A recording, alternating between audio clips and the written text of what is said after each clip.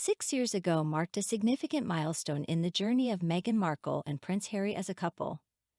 On this day in 2017, they made their inaugural public appearance together at a wheelchair tennis match during the 2017 Invictus Games in Toronto. This momentous joint outing had been highly anticipated, coming after weeks of media speculation and eager anticipation. Little did anyone know that it would mark the beginning of an extraordinary and often turbulent chapter in the history of the royal family. As they arrived at the event, Meghan and Harry held hands, radiating joy and affection for each other. Their body language spoke volumes about the deep connection they shared.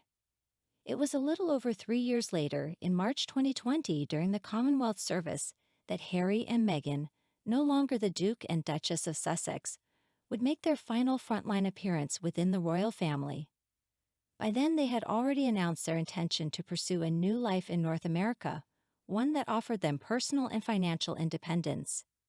Although they had physically departed, their presence continued to loom large in the public consciousness. Meghan and Harry had left an indelible mark on the monarchy. Looking back to September 25, 2017, it was a day filled with anticipation and excitement.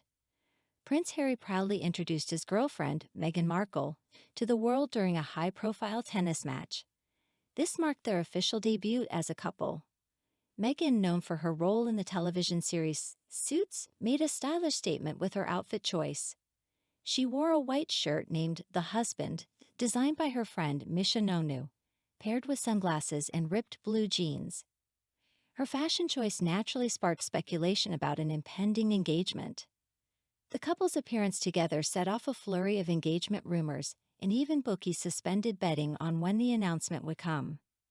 It was evident that Meghan and Harry were deeply in love and ready to take the next step in their relationship. Hand in hand, they arrived at the Invictus Games semi-final, where they openly displayed their affection for each other, whispering, laughing, and cheering on the athletes from Australia and New Zealand. Despite the scorching 30-degree heat, Meghan looked effortlessly cool in her Finlay & Co. sunglasses, a brand favored by other prominent figures. Meghan also showcased her readiness to embrace her royal role by practicing her first royal handshake with children in the vicinity. Although Meghan had attended the Invictus opening ceremony earlier, she had maintained some distance from Prince Harry to avoid being photographed together. The news that they were attending the tennis match together had swept through the arena, creating excitement among fans. The couple discreetly entered the venue at 1:55 p.m. local time and took their seats without much fanfare. During the match, they engaged with the crowd and displayed genuine interest in the game, with Harry even explaining the unique Invictus tennis rules to Meghan. They charmed the spectators with their warmth and approachability. For one young fan, this day was particularly special. Olivia Cornell, a 16-year-old from New Zealand, had the opportunity to give the couple a gift, New Zealand pins, as she cheered on her stepdad in the tournament. She described the couple as absolutely lovely and shared how they chatted with her about the game. While this outing marked a significant moment for Meghan as she appeared publicly with her royal boyfriend for the first time, the poised actress showed no signs of nerves. It was a day that foreshadowed the couple's journey ahead, full of highs and lows, as they navigated their way through the challenges and triumphs of their unique royal life together. Gentlemanly Harry was clearly enthusiastic about ensuring that the event proceeded smoothly. He showed his protective side by placing his arm around his girlfriend's back as he guided her to her seat. Earlier, the royal had delivered an emotional speech in which he praised servicemen and women as exemplary role models for society. Speaking at the Canadian Institute for Military and Veterans Mental Research, CIMVHR conference in Toronto, the Queen's grandson, who had served in the Army for 10 years and completed 2 tours of duty in Afghanistan, commended the values of respect, discipline, and leadership exhibited by those in uniform who serve their countries. He expressed his belief that individuals in uniform serve as role models for society, emphasizing how their families understand the importance of teamwork, respect, discipline, and leadership. In a world where these values can be lacking, he highlighted the profound impact that service families and events like the Invictus Games have on their communities and beyond, expressing hope for tangible proof of this influence. Currently, the fifth in line to the throne was in Toronto for the third Invictus Games, a Paralympic-style event he established in 2014 for injured military personnel. This year's edition boasted the largest participation yet, with approximately 550 competitors from 17 nations competing in 12 adaptive sports such as swimming, athletics, and tennis. The Invictus Games Toronto 2017 Organizing Committee funded a research study by Dalhousie University, investigating the role of adaptive sports in the rehabilitation of wounded, injured, and sick military personnel and their families. Harry was attending the conference's opening session and learning more about the study's findings.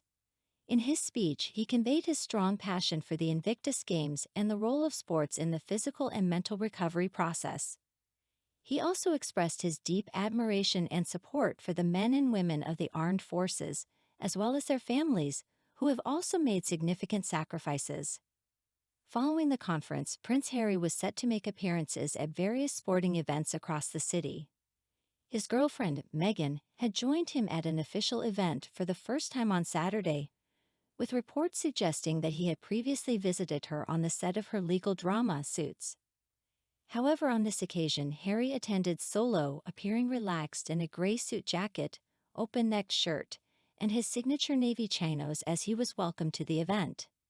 Each year, CIMVHR invites thought leaders from the armed forces, reservists, military families, and veterans organizations to present new research, exchange ideas, and share insights.